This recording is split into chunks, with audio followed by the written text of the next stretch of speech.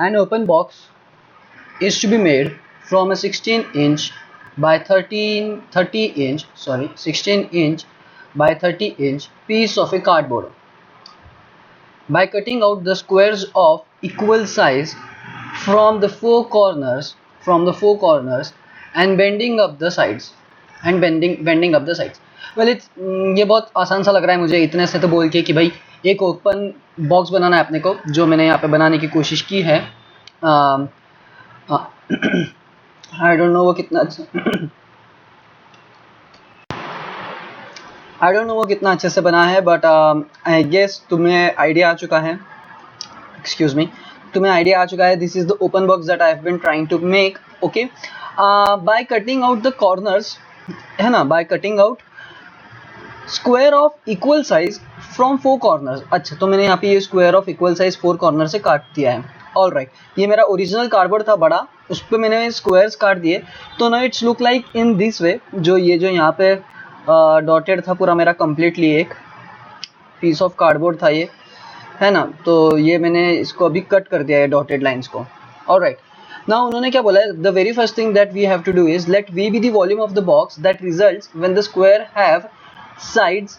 ये v एक volume रहेगा कब, जब ये जो स्क्वायर्स है have the sides of length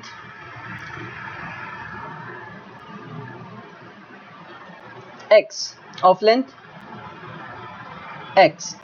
Find the formula for v as a function of x.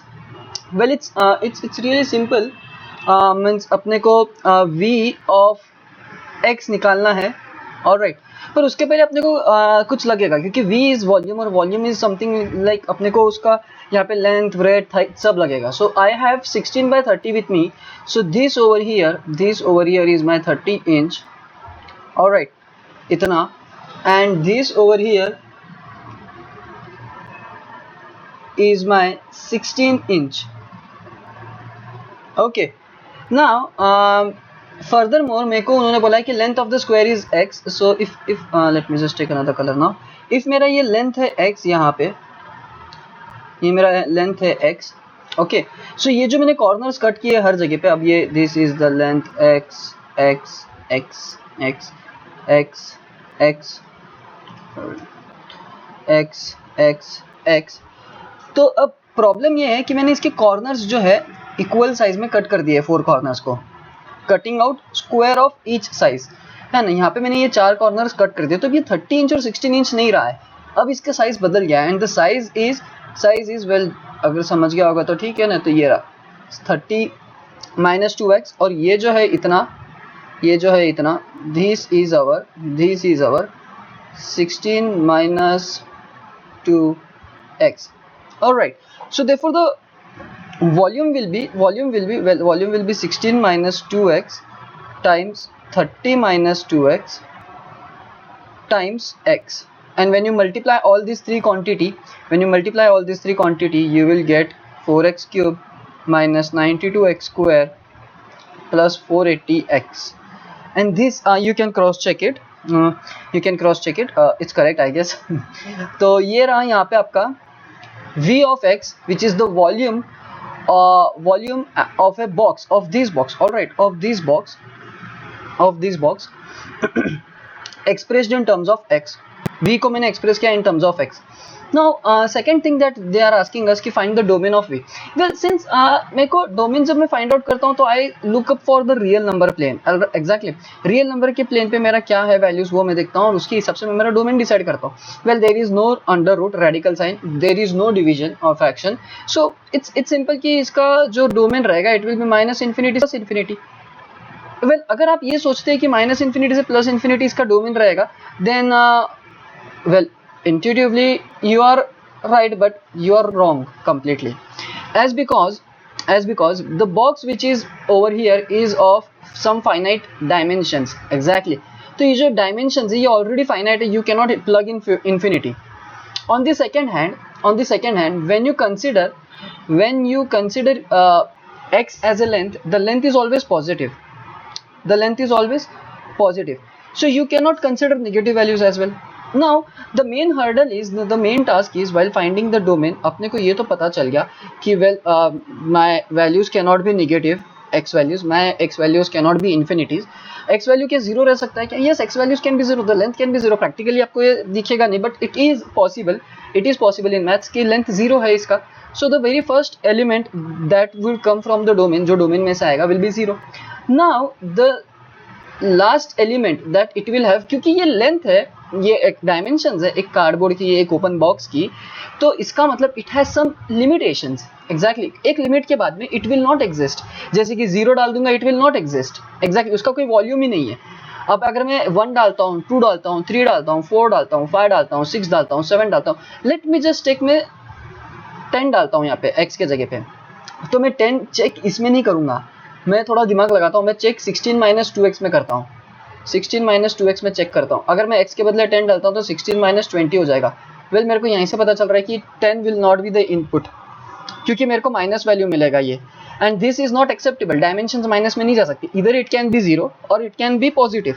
सो अगर 10 नहीं आ सकता है तो यहाँ पे आप दे सकते हैं कि ये x 2 का मल्टीपल है, और 2 का ऐसा कौन सा नंबर है जिसको आप मल्टीप्लाई करेंगे तो आपको 16 मिलेगा. Well it's 8. 8 into 2 is 16 and 16 - 16 is 0. So the last value that you can plug in as input is 8. 8 के आगे आप जो भी जाएंगे you will get negative values, you will get negative value, and that is why the domain of this v of x would be 0 to 8 only. 0 to 8. Now moving ahead, use the graph of v to estimate range of v. range of v. Well, now we have given a graph, अपने को graph given है और अपने को बताना है कि range क्या है. अ रेंज इज समथिंग जो जीरो से लेके या जो भी रहेगा मिनिमम से लेके मैक्सिमम तक की उसकी वैल्यूज सब कवर करता है. एग्जैक्टली ये सारे इनपुट्स के लिए वो सारा आउटपुट्स. सो अगर मैं जीरो कंसिडर करता हूँ, अगर अब ये तो ग्राफ पे देख के आपको पता ही चल जाएगा यहाँ पे कि at this point range is zero, value is zero, तो मतलब जीरो पे x के जीरो के इनपुट के लिए मेरा रेंज जो है वो भी क्या हो जाएगा, वो भी जीरो हो जाएगा. So the range is also starting from zero. But ये कहाँ तक के जा रहा है? वेल इट्स मेरे को 8 प्लग करके देखना नहीं है कि लास्ट वैल्यू क्या है, मेरे को यहीं से देख के पता चल जाएगा. वेल यहाँ पे जब मैं देखता हूँ, ऑलराइट, मैं यहाँ पे जब देखता हूँ तो ये मेरे को आई गेस लगता है कि 730 is approximately the highest value, जो कि 3 और 4 के बीच में किधर तो भी लाई करता है. Exactly. So the range is 0 to 730 approximately. All right, now that we have domain and we have range with us, let's tell about this graph. और अपन बता सकते हैं क्या वॉल्यूम के बारे में ग्राफ को देख के? हाँ, मैं कुछ चीजें बोल सकता हूँ. देखो जैसे कि as you can see over here, मेरा एक सेकेंड, या now as you can see over here, zero पे it's giving me a value volume zero, and also at 8 it's giving me volume 0. So from the graph I can tell that at 0 and 8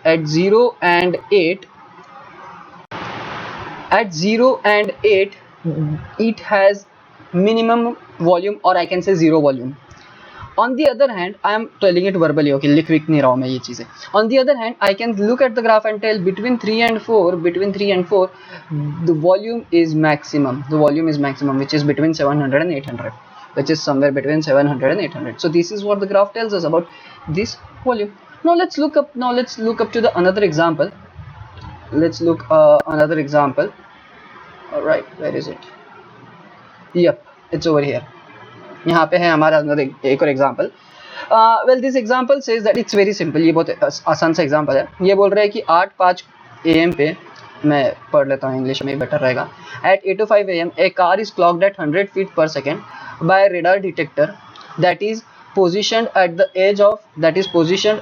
edge of straight highway. So ये मेरा अगर straight highway है, let me just draw the highway. ये आपका highway है, ऐसा समझ लो.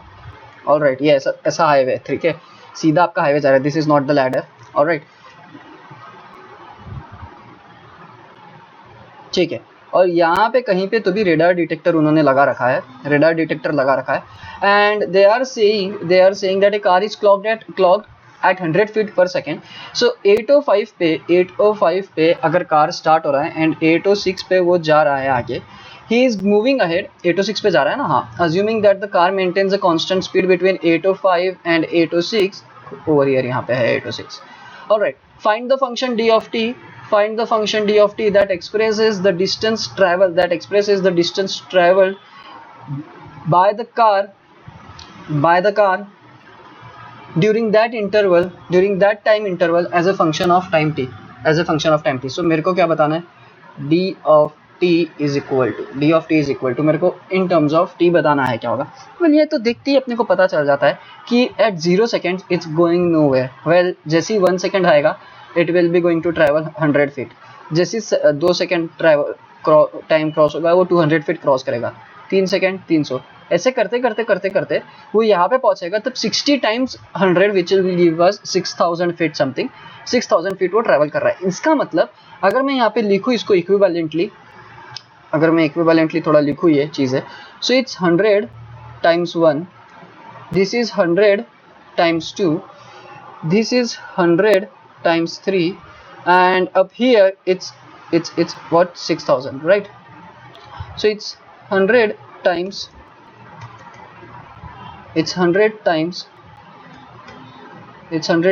60. So यहाँ पे आप अगर देखें तो टाइम मेरा वैरी हो रहा है 0 से लेके 60 के बीच में. That is what we all know, क्योंकि इन सेकेंड्स है. अगर अपन कंसिडर करें तो 1 मिनट, ये एक्चुअली 1 मिनट का गैप, और ये 1 मिनट के गैप में 60 सेकेंड्स है, और हर सेकेंड 100 फीट ट्रैवल कर रहा है वो विद ए कांस्टेंट स्पीड. सो क्या होगा, 100 फीट वो कवर कर रहा है इन टाइम t. मेरा t 0 होगा, 1 होगा, 2 होगा, 3 होगा, अप टू 60 होगा. And this is the function. ये फंक्शन है, ये बताएगा आपको एट दिस टाइम वो गाड़ी ने कितना ट्रैवल किया.